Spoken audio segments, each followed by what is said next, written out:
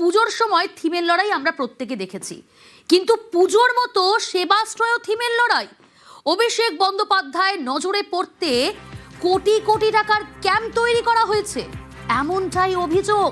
সেবাশ্রয় ক্যাম্পের বিরুদ্ধে অভিযোগ ডায়মন্ড হারবারবাসীর। অর্থাৎ পুজোর মতো সেবাশ্রয় থিমের লড়াই অভিষেকের নজরে কিভাবে পড়বে তার জন্য কোটি কোটি টাকা ক্যাম্প তৈরি করা হয়েছে। মারাত্মক অভিযোগ, সেবাশ্রয় ক্যাম্পের বিরুদ্ধে অভিযোগ ডায়মন্ড হারবারবাসী। ক্যাম্প তৈরিতে থিম প্রতিযোগিতা চলতো বলে অভিযোগ ডায়মন্ড হারবারবাসী। মডেল ক্যাম্প তৈরিতে নেতাদের মধ্যে প্রতিযোগিতা, অভিষেকের নজরে পড়তে কোটি টাকার ক্যাম্প তৈরি। আনিসুদ্দিন রয়েছে আমার সঙ্গে সরাসরি। আনিসুদ্দিন, প্রথমেই জানতে চাইবো যে ঠিক কি অভিযোগ? দেখো, পুজোর সময় থিমের লড়াই আমরা প্রত্যেকে জানি, কিন্তু সেবাশ্রয় ক্যাম্পেও সেখানেও পুজোর মতো থিমের লড়াই। একেবারেই দেখো, ডায়মন্ড হারবার লোকসভা জুড়ে অভিষেক বন্দ্যোপাধ্যায় যে সেবাশ্রয় কর্মসূচি নিয়েছিলেন, সেই সেবাশ্রয় কর্মসূচি যেমন একাধিক ভুরি ভুরি অভিযোগ রয়েছে, তার সেইখানে কিন্তু বিস্ফোরক অভিযোগ যে এই সেবাশ্রয় প্রকল্পে যতটা না চিকিৎসার দিকে নজর দেওয়া হতো, তার থেকে বেশি নজর দেওয়া হতো এই মডেল ক্যাম্পগুলো কিভাবে তৈরি করা হবে। আমরা সাধারণত দেখি যে পুজোর সময় বিভিন্ন মণ্ডপের যে ক্লাবগুলির মধ্যে প্রতিযোগিতা থাকে, এখানে নাকি ডায়মন্ড হারবার লোকসভার প্রত্যেকটি বিধানসভাতে যে মডেল ক্যাম্পগুলো তৈরি করা হতো, কোটি কোটি টাকা খরচ করে বিভিন্ন থিমের এই মডেল ক্যাম্প করা হতো। যেমন ফলতাতে এবছর কলকাতা মেডিকেল কলেজের আদলেই যে সেবাশ্রয় ক্যাম্প করা হয়েছিল, ডায়মন্ড হারবারের ক্ষেত্রে সেখানে বেসরকারি ঝা চকচকে মেডিকেল কলেজের আদলে সেই ক্যাম্প করা হয়েছিল।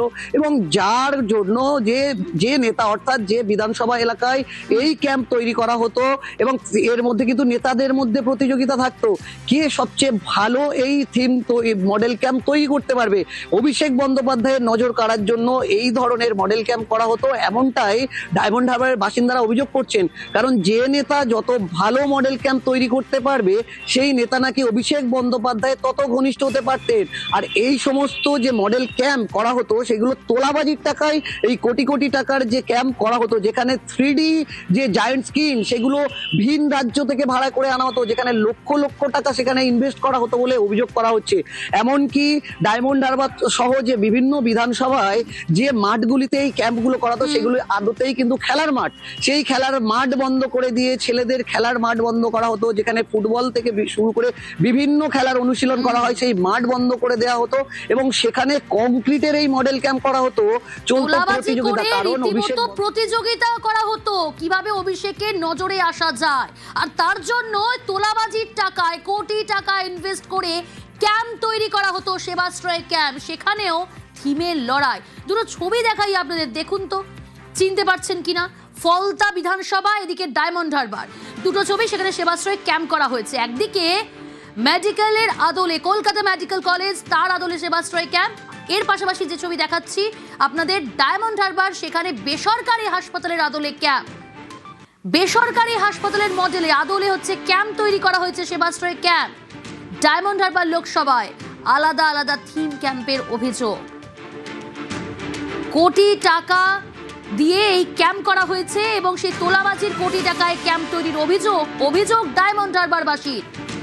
এরই পাশাপাশি যে ছবি দেখছেন মেডিকেল কলেজ, কলকাতা মেডিকেল কলেজের ছবি, তার আদলে তৈরি, তার আদলে সেবাশ্রয় ক্যাম্প তৈরি করা হয়েছে।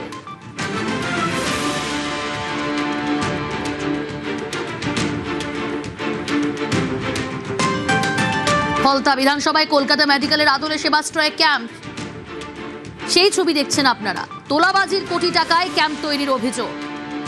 এখানেও থিমের লড়াই। কলকাতা মেডিকেল কলেজের আদলে তৈরি করা হয়েছে সেবাশ্রয় ক্যাম্প। কিভাবে অভিষেকের নজরে আসবে তার জন্য তোলাবাজির কোটি টাকায় তৈরি করা হয়েছে ক্যাম্প, এমনটাই অভিযোগ। এখানে মডেল তৈরি করা হতো। যখন দুর্গাপুজো হতো আমরা দেখতাম এই ক্লাবের সঙ্গে ওই ক্লাবের কম্পিটিশন হতো। তো এখন এখানে সেবাশ্রয়ের প্রতিযোগিতা হচ্ছিল। সেবাশ্রয়ের যে টিম বানিয়েছিল, এইটার কারণ হচ্ছে কে কত অভিষেক ব্যানার্জির কাছে যেতে পারে। ট্রিটমেন্ট বলতে ওষুধের তো কোনো বালাই নেই, মানে যা তা ওষুধ দিত। আর যাদেরকে নিয়ে এসে ট্রিটমেন্ট করানো হতো, যে ডাক্তারগুলো সেজে আসতো, কোথায় ওরা ছুট পোতাতে হবে জানে না। এখানে কি হতো, অভিষেক ব্যানার্জি শুধু পুজোই করা হতো, ভণ্ডামি এইগুলো, এছাড়া কিছুই নয়। দুর্গাপুজো পুজোর সময় প্রত্যেকটা ক্লাব যেভাবে থিম করে সেইভাবে কিন্তু সেবাশ্রয় করা হয়েছিল। প্রত্যেকটা বিধানসভায় তো একটা সব তোলাবাসদের রেখে দিয়েছিল। সেই সব তোলাবাসরা কে কত অভিষেক ব্যানার্জির কাছে যেতে পারে সেই হিসেবে থিম কে কত ভালো করতে পারে। সেবাশ্রয় তো সেবা কিছু হয় না, চিকিৎসা কিছু হয়নি। জুনিয়র ডাক্তারদের তুলে আনা হয়েছিল, তারা মেডিকেল প্র্যাকটিস করছে, তাদের তুলে আনা হয়েছিল। তারা কথা ছুঁচ ফোটা হয় সেটাও জানে না, ঠিক মতন ওষুধও মানুষের দিতে পারে না। আরও বঞ্চ মানুষ অসুস্থ হয়ে গেছে সেবাশ্রয়ে এসে। আপনাদের মনে আছে নিশ্চয়ই, রাজ্যে বিধানসভা ভোটের আগে নন্দীগ্রামে সেবাশ্রয় চালু। স্থানীয়দের অভিযোগ, এই ক্যাম্পে তেমন কোনো পরিষেবাই মেলেনি। বিজেপির দাবি, সেবাশ্রয়ের নামে চিটিংবাজি চলেছে। নন্দীগ্রামেই আছে বড় সুপার স্পেশালিটি হসপিটাল, তারপরেও যখন শুনলাম যে এখানে সেবাশ্রয় বলে একটা ব্যবস্থা চালু হয়েছে, আমরা সেই বিধায় আমরা গিয়ে ওখানে দেখি ক্যাম্পে তো সেরকম কোনো ডাক্তারও নেই, আর ওখানে শুধু গ্যাসের ওষুধ আর এই প্যারাসিটামল ছাড়া কোনো বিকল্প কোনো কিছুই নেই, কোনো পরিষেবাই নেই। খালি এই প্যান্ডেল ছাড়া আর কিছু ওখানে আমরা দেখতে, আর ওই ওষুধে কারোর কোনো কাজে লাগেনি, শুধু ভাইপোর ইনকাম হয়েছে, আর কারোর উপকারে লাগেনি।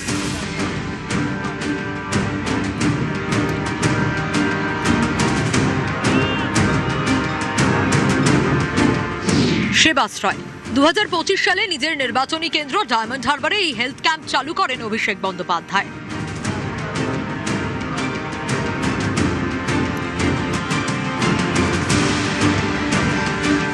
এবছরের জানুয়ারি মাসে চালু হয় পূর্ব মেদিনীপুরের নন্দীগ্রামে। 15 জানুয়ারি থেকে 30 জানুয়ারি পর্যন্ত নন্দীগ্রামে 2টি ক্যাম্প চলে। এই ক্যাম্পগুলি নিয়ে স্থানীয়দের একাধিক অভিযোগ। এত কোটি কোটি টাকার যে সেবাশ্রয় খুলেছেন, তাহলে সামান্য দাঁতের জন্য যদি আমাকে আপনারা বাইরে পাঠিয়ে দেন, তাহলে এখানে কি ব্যবস্থা আছে এদের জন্য? এটা কি অমনি কি ভোটের ইস্যু? ছোট ছোট বাচ্চা ছেলেরা ছিল, তারা শুধু ব্যথার ট্যাবলেট, আমি তো ডাক্তার চিনি না, আমাকে ব্যথার ট্যাবলেট গোটা 10 দিয়েছিল। সেবাশ্রয় প্রকল্পটা তো একটা নন্দীগ্রামের মানুষকে বোকা বানাতে, ধোঁকা দিতে রাজ্যের তৎকালীন স্বাস্থ্যমন্ত্রী মুখ্যমন্ত্রী মমতা ব্যানার্জির ভাইপো অভিষেক ব্যানার্জি করেছিল। কিন্তু এটা যে সম্পূর্ণরূপে একটা ধোঁকাবাজি ছিল, তা দিন যতই গড়াচ্ছে ততই দেখতে পাচ্ছেন যে দুর্নীতির আখড়া ছিল সেবাশ্রয় প্রকল্প। আর যারা গেছিল তাদেরকে ভাড়া করে নিয়ে গেছিল। এটা একটা চিটিংবাজি প্রকল্প, ভাইপো বাবুর কোটি কোটি টাকা দুর্নীতি করার একটা প্রকল্প এটা।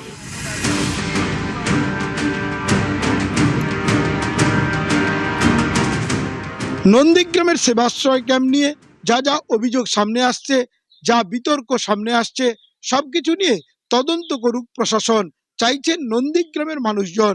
ক্যামেরায় শুভেন্দু কামিলা এবং অতনু জানার সঙ্গে সুজিত ভৌমিক, নিউজ 18 বাংলা। সেবাশ্রয়ের নামে সরকারি চাকরির টোপ। সেবাশ্রয়ের বিরুদ্ধে অভিযোগ সুকান্ত মজুমদারের। সেবাশ্রয়ে আসতে ডাক্তারি পড়ুয়াদের ভালো নম্বরের টোপ। ক্যাম্পে গেলে সরকারি চাকরিরও টোপের অভিযোগ। এটাও চাকরি দুর্নীতি তদন্ত হওয়া উচিত, মন্তব্য সুকান্ত মজুমদারের।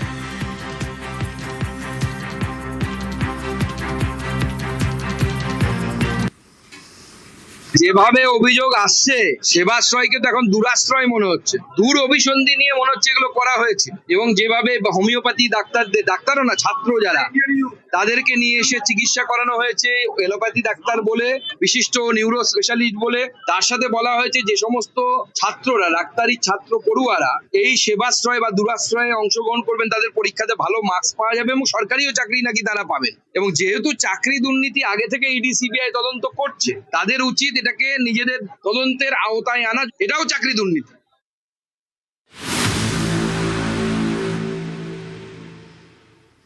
জালে দেবরাজ চক্রবর্তী, তাকে জেরায় একের পর এক অভিযোগ সামনে আসছে। বলা বাহুল্য, অভিযোগের পাহাড় দেবরাজ চক্রবর্তীর। স্কুল ভেঙে টেনিস ব্যাডমিন্টন কোর্ট তৈরির অভিযোগ। দেবরাজ ও তার ঘনিষ্ঠ কাউন্সিলরের বিরুদ্ধে এমনই চাঞ্চল্যকর অভিযোগ। দমদমে জয়পুর এলাকার ঘটনা। অভিযোগের পাহাড় দেবরাজ চক্রবর্তীর। স্কুল ভেঙে টেনিস ব্যাডমিন্টন কোর্ট তৈরির অভিযোগ দেবরাজ ও তার ঘনিষ্ঠ কাউন্সিলরের বিরুদ্ধে। দমদমের জয়পুর এলাকার ঘটনা। আগে অভিযোগ জানিয়েও কোনো লাভ হয়নি বলে অভিযোগ। বিধায়ক তরুণজ্যোতি তিওয়ারি আজ সেখানে পৌঁছান, স্থানীয়দের সঙ্গে কথা বলেন, আর তখনই স্থানীয় বাসিন্দারা তারা ক্ষোভ উগরে দেন, নালিশ জানান দেবরাজ এবং তার ঘনিষ্ঠ কাউন্সিলরের বিরুদ্ধে।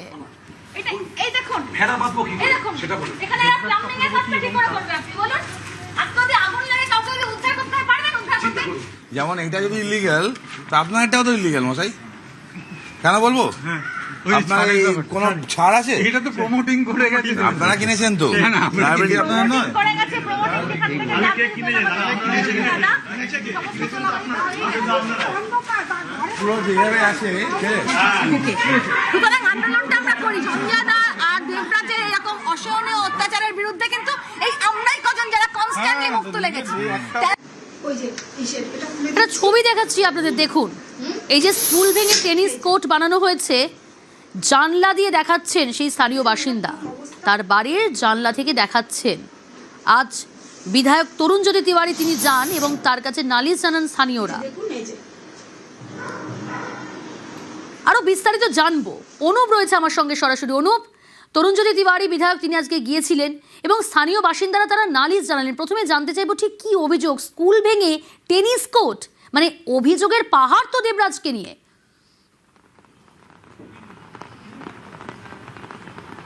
একবার দক্ষিণ দমদম পৌরসভা যে 18 নম্বর ওয়ার্ড, এই 18 নম্বর ওয়ার্ডের জয়পুর এলাকা, এখানেই মূলত অভিযোগ উঠছে দেবরাজ চক্রবর্তীর বিরুদ্ধে। নতুন করে অভিযোগের পাহাড় এমনটা বলা চলে, তার কারণ এই যে পৌরসভা জয়পুর এলাকা, এখানে একটি স্কুল ছিল, যে স্কুল ভেঙে দেবরাজ চক্রবর্তী যে ঘনিষ্ঠ যে কাউন্সিলর তিনি এবং দেবরাজ চক্রবর্তী, তারা কিন্তু বলা হচ্ছে যে এখানে স্কুল ভেঙে টেনিসের মাঠ তৈরি করা হয় এবং বিপুল অঙ্কে কিন্তু টাকার বিনিময়ে ভাড়া দেওয়ার অভিযোগ উঠছিল। এবং যে অভিযোগ তরুণজ্যোতি তিওয়ারি তুলছেন, যে এলাকার মানুষজন তুলছেন, সেখানে বলা হচ্ছে এই মাঠ যে ভাড়া দিয়েছিল কিন্তু পৌরসভার পক্ষ থেকে কোনো টাকা পেত না, যে টাকা পেত দেবরাজ চক্রবর্তীর কাছে কাউন্সিলের হাত ধরে পৌঁছে যেত, এমনটাই কিন্তু চাঞ্চল্যকর অভিযোগ করা হচ্ছে। এবং এই যে আশেপাশে সমস্ত এলাকার যারা বাসিন্দা, তারাও কিন্তু ওই অভিযোগ তুলছে।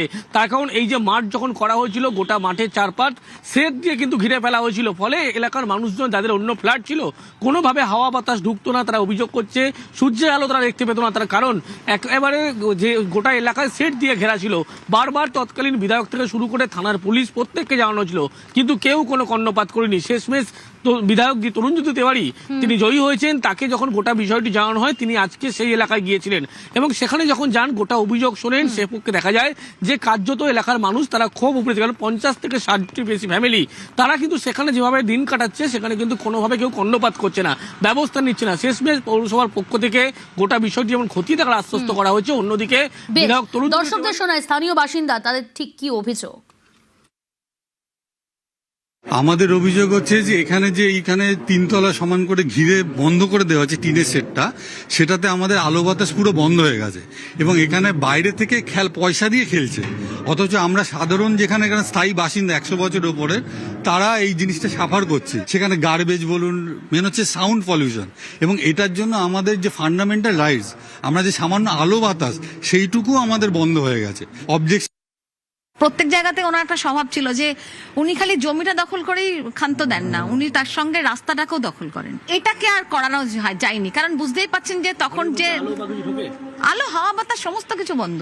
এটা তো সম্পূর্ণ গাজোয়ারি, সম্পূর্ণ, মানে প্রত্যেকে বারণ করেছি, রাতারাতি কংক্রিটে এটা তুলে দেওয়া হলো। মানে এই যে রাস্তাগুলো 1.5 ফুট 1 ফুট গ্যাপ, লোকে কম দামে ফ্ল্যাট কিনে নেয়, কেন কেনে? একটু কম পাবে। ইলিগ্যাল কনস্ট্রাকশন রমরমা। আমি আবার বলছি সরকারের দোষ, আমি আবার বলছি মিউনিসিপ্যালিটির দোষ, যারা কিনছে তাদেরও দোষ। এটা নাকি স্বাস্থ্যকেন্দ্রের ওপরে টেনিস একাডেমি মেনটেন করে মিউনিসিপ্যালিটি। 60,000 টাকা যে ভাড়া নেওয়া হয় মিউনিসিপ্যালিটিতে কোনোদিন জমা হয়নি, পুরো টাকাটা জমা হতো গিয়ে সঞ্জয় দাসের পকেটে। এটাকে ভাগ করে দেওয়া হয়েছিল। এটা ছোট সিন্ডিকেট না, এটা হিউজ সিন্ডিকেট। কিছু অনুষ্ঠান বাড়ি আছে সরকারের পক্ষ থেকে বানানো, মিউনিসিপ্যালিটি বানানো, সেগুলো টাকা ভাড়া সঞ্জয় দাসের পকেটে যেত, নেওয়া হচ্ছে। তো দেবরাজ জেলে কেন গেছে?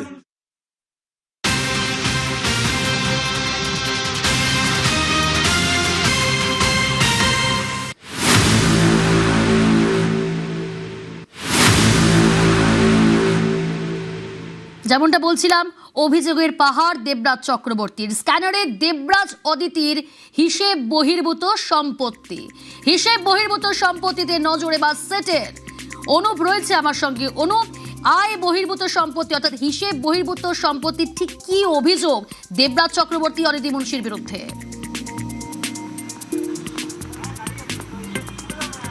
দেখো, দেবরাজ চক্রবর্তী তাকে ইতিমধ্যেই তোলাবাজির মামলায় গ্রেপ্তার করার পরবর্তী ক্ষেত্রে তাকে হেফাজতে নিয়ে জিজ্ঞাসাবাদ করছে, কিন্তু 9 তারিখে তার যে তোলাবাজির মামলার যখন মেয়াদ শেষ হবে সেক্ষেত্রে লক্ষ্য করা যায় যে দেবরাজ চক্রবর্তী তাকে আদালতে পেশ করা হবে। তার পরবর্তী ক্ষেত্রে যে আয় বহির্ভূত অর্থাৎ হিসাব বহির্ভূত যে সম্পত্তির পরিমাণ, যেটা তরুণজ্যোতি তিওয়ারি অভিযোগ দায়ের করেছিলেন, 207 নম্বর মামলা ছিল, এবং সেই পরিপ্রেক্ষিতে লক্ষ্য করা যায় যে আদালতে সিটের পক্ষ থেকে নতুন করে হেফাজতের আবেদন জানাবে। তার কারণ এই যে গোটা ঘটনা যে ঘটেছিল, অর্থাৎ কিভাবে 2020 সালের পর থেকে 2026 সাল কিভাবে এই বিপুল পরিমাণ সম্পত্তির মালিক হলেন দেবরাজ চক্রবর্তী, অন্যদিকে অদিতি মুন্সি, এবং সেই কারণেই গোটা বিষয়টা জিজ্ঞাসাবাদ করা প্রয়োজন। একাধিক তথ্য সামনে এসছে, ডিসি গ্লোবাল যে কোম্পানি দেবরাজ চক্রবর্তী, সেই কোম্পানির তথ্য সামনে এসছে, সেখান থেকে একাধিক যে টাকা লেনদেন অদিতি এবং দেবরাজকে কি মুখোমুখি বসিয়ে জিজ্ঞাসাবাদের সম্ভাবনা রয়েছে?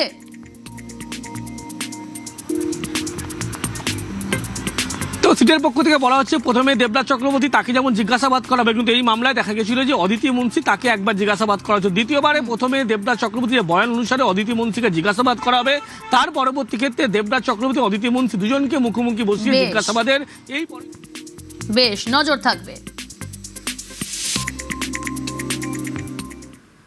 সুমিত রায়ের খোঁজ পেতে এবার দেবরাজকে জেরা।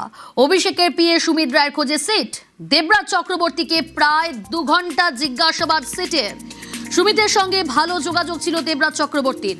অভিষেক ঘনিষ্ঠ হওয়ায় যোগাযোগ সুমিত দেবরাজের ডিলিট করা চ্যাটে নজর সিটের। সুমিতের সঙ্গে চ্যাট ডিলিট করা হয়েছে বলে অনুমান। দেবরাজের মোবাইল থেকে উদ্ধার একাধিক নম্বরও স্ক্যানারে।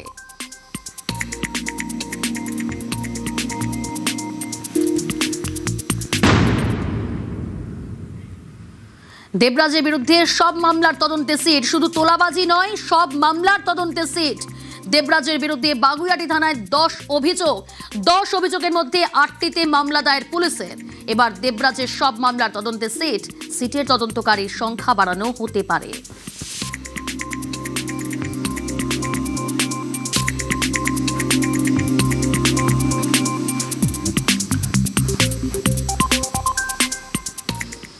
ছবিটা দেখাই আপনাদের। এই যে কালো কাঁচওয়ালা গাড়িতে ফুটবোর্ডে রক্ষীদের যাতায়াত, আর সেই নিয়েই অভিষেক বন্দ্যোপাধ্যায়ের বিরুদ্ধে অভিযোগ কালীঘাট থানায় নথি জমা অভিষেকের। কালো কাঁচওয়ালা গাড়িতে ফুটবোর্ডে রক্ষীদের যাতায়াত, অভিষেকের বিরুদ্ধে ট্রাফিক আইন ভাঙার অভিযোগ করেন বাগুইআটির রাজীব সরকার। প্রতিনিধিকে দিয়ে থানায় নথি পাঠালেন সাংসদ। নিজের লেটার হেডে থানায় জবাব অভিষেক বন্দ্যোপাধ্যায়। রৌনক রয়েছে। রৌনক, পুলিশ সূত্রে কি খবর? পুলিশ সূত্রে জানা যাচ্ছে অভিষেক বন্দ্যোপাধ্যায়ের কাছ থেকে জানতে চাওয়া হয়েছিল এই গাড়িটি কবে কেনা হয়েছে, গাড়ি কেনার পর থেকে চালক কে ছিল, এবং জেড ক্যাটাগরি সিকিউরিটি প্রত্যাহার করার পর যারা ঝুলছিলেন তারা কারা, তাদের নাম পরিচয়, গোটা বিষয়টি কিন্তু কালীঘাট থানার পুলিশের তরফ থেকে নোটিশ পাঠিয়ে জানতে চাওয়া হয়। এবং অভিষেক বন্দ্যোপাধ্যায় তার পরিপ্রেক্ষিতে তার লেটার হেডে গোটা বিষয়টি লিখে কালীঘাট থানায় আজ এক ব্যক্তিকে দিয়ে জমাও করেন।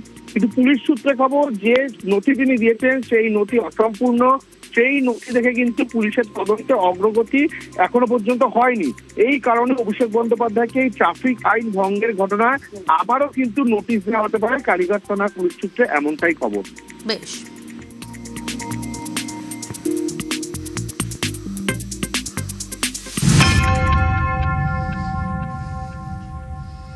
চাঞ্চল্যকর ঘটনা বারুইপুরে নাবালিকাকে ধর্ষণ খুনের অভিযোগ। পুকুর থেকে 12 বছরের নাবালিকার দেহ উদ্ধার। নাবালিকাকে ধর্ষণ খুনের অভিযোগে বিক্ষোভ।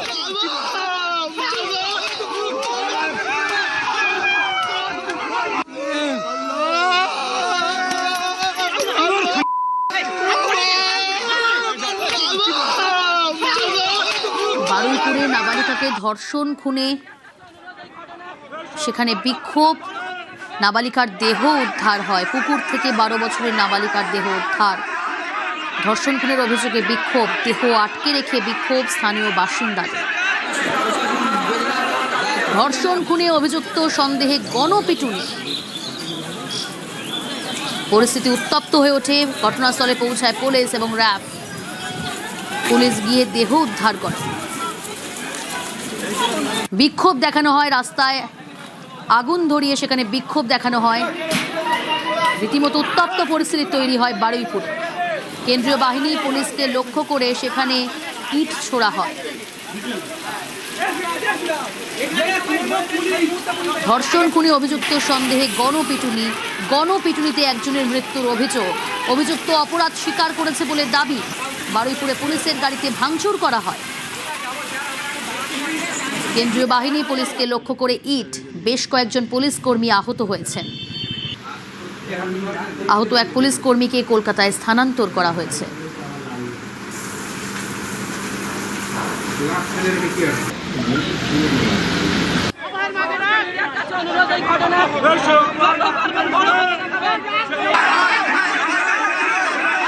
বারুইপুরে নাবালিকাকে ধর্ষণ খুনের অভিযোগ। পুকুর থেকে 12 বছরের নাবালিকার দেহ উদ্ধার।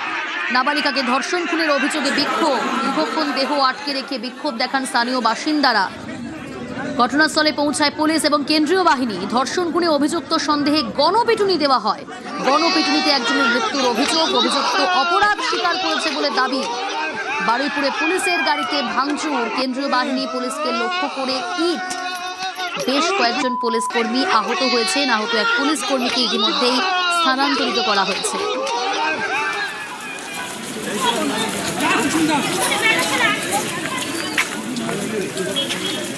আমাদের পাড়ারই মেয়ে, বাচ্চা মেয়ে, কালকে বিকেল থেকে এনাকে খুঁজে পাওয়া যাচ্ছিল না। তারপরে আমাদের পাড়া পুলিশ প্রশাসনকে তো খবর দেওয়া হয়েছে। আমাদের পাড়ার ছেলেরা, এই পাড়ার ছেলেরা, ওই পাড়ার ছেলেরা সারা রাত খোঁজাখুঁজি করেছে, পায়নি। রাত্রির বেলা থেকে সন্দেহ হয়েছে, সকালে গিয়েছে ভিডিও ফুটেজ দেখে, দোকানের ক্যামেরার ফুটেজ দেখে আমরা দুজন ছেলেকে সন্দেহ করেছি। তাদেরকে তোলার পরে আমরা সবাই মিলে গিয়ে এই বডিটা আমাদের পাড়ার ছেলেরা উদ্ধার করলো। কজন মেরেছে? কজন মিলে? 4 জন ছিল। আমাকে ভয় পেয়ে গেছে, ও টুপি বোলারও পাথর মেরেছে। ওরা নিয়ে চলে গেছে আমার থেকে। কখন অপহরণ করেছে? কত রাতে? ওই তখন বাজে প্রায় 9টা, প্রায় 10:30 এরকম হবে। ওরা কজন ছিল? যারা 4 জন ছিল। ওরা কি বললো? যে আমার ভয় দিয়ে গেছে, বলে তোর মেরে দেবো। কেন কেন? ওই আমি দেখে ফেলেছি তো। ওরা তো 50,000 টাকা চেয়েছে। কার কাছ থেকে? ওই মেয়েটা দেখে টাকা নেবে কিছু, মানে আটকে রেখে দিয়ে। হ্যাঁ, মুক্তিপণ। হ্যাঁ, ওই পুরো প্ল্যান খাটানো ছিল। কালকে রাতে মেয়েটাকে ধরলো কোত্থেকে ওরা? ওই রাস্তা থেকে নিয়ে গেছে। মানে মেয়েটা একলা ছিল? একলা ছিল। অ্যাকচুয়ালি এখানে একটা ঘটনা ঘটেছে। আমরা পুরো ব্যাপারটা খতিয়ে দেখছি। যে ইনসিডেন্ট হয়েছে, আমরা আশা করছি, কথা দিচ্ছি যে এটা যাতে সাজা হয় সেটার দিকে আমরা নিয়ে যাব। এবং নেক্সট যা যা কাজ আছে আমরা আমাদের তরফ থেকে যতটা করার আমরা নিশ্চয় করব। রেড চলছে, আমরা সবাইকেই ধরবো যারা যারা এই কেসে ইনভলভ আছে। বারুইপুরে নাবালিকাকে ধর্ষণ খুনের অভিযোগ। নিহত নাবালিকার বাবার সঙ্গে মুখ্যমন্ত্রীর কথা। মুখ্যমন্ত্রীর সঙ্গে কথা হয়েছে দাবি নির্যাতিতার বাবা। সিএমের সঙ্গে আমার সব কথা হয়েছে। টোটাল আমি ফাঁসির দাবি করেছি এদের সঙ্গে। মুখ্যমন্ত্রী মঙ্গলবার দিন ভবানী ভবনে যেতে বলেছে। ওখানে বসে যা দাবি করবো, যেটা বলবো সেটাই উনি করে দেবে বলেছে। সব রকম সহযোগিতা আমাদের করবে। দোষীদের বিরুদ্ধে কড়া পদক্ষেপের হুঁশিয়ারি সুকান্ত মজুমদারের। দেখুন, আমাদের এই বাংলাতে এই বেশ কিছু এই ধরনের মানসিকতার মানুষ আছেন, যেটা গণতন্ত্রের পক্ষে অত্যন্ত ক্ষতিকারক এবং বিষাক্ত বলে আমি মনে করি। এরকম অনেক বিষ আছে, তাদের বিষ দাঁত ভাঙতে হবে, সরকার ভাঙবে, চিন্তা করতে হবে না। রাজধর্মের পাঠ দিলেন রাজ্যপাল। নাম না করে নিশানায় কি মমতা বন্দ্যোপাধ্যায়? রাজ্যপালের নিশানায় কি প্রাক্তন মুখ্যমন্ত্রী?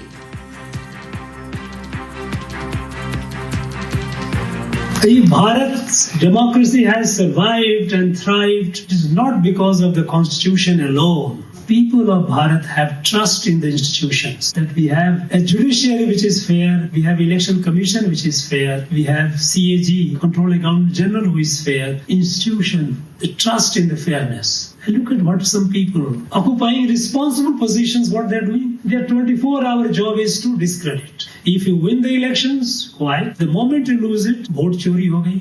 Ye kya ho raha hai? Election commission is compromised. When you get a favorable order by the court, you remain quiet. The moment the order goes against you, judiciary is compromised. Conducting SIR is the responsibility, legitimate constitutional responsibility of the Election Commission of India. They have to ensure that only genuine Indian voters cast vote. When you lost there, you went to the street.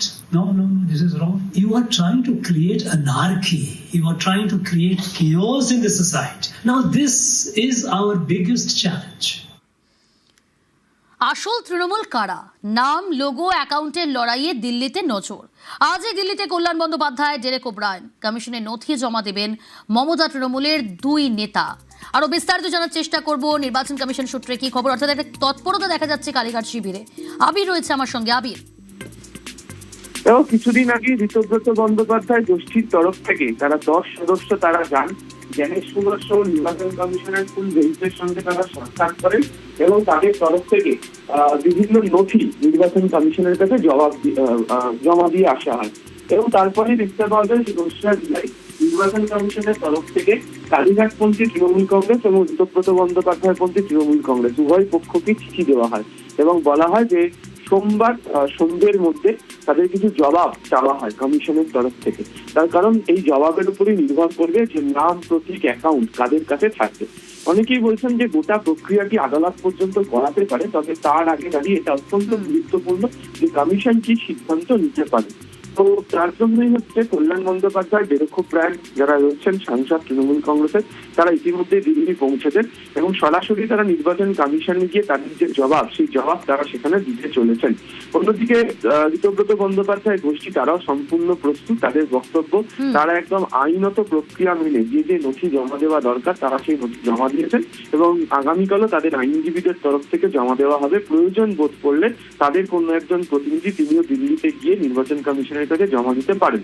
তবে যারা এই গোটা বিষয়টি সম্পর্কে অবহিত তারা বলছেন যে সরাসরি গিয়ে জমা না দিলেও ইমেল বা পোস্ট মারফত পাঠানো যেতে পারত, কিন্তু বিষয়টি এখন এতটাই গুরুতর এবং সংবেদনশীল এমন একটি জায়গাতে পৌঁছে গিয়েছে এবং লড়াই দুপক্ষের মধ্যে এমন জায়গাতে গিয়েছে, ফলে দুপক্ষই কোনো জমি ছাড়তে নারাজ, তাই সরাসরি তারা কমিশনের কাছে গিয়ে এই নথি জমা দিচ্ছেন। বেশ।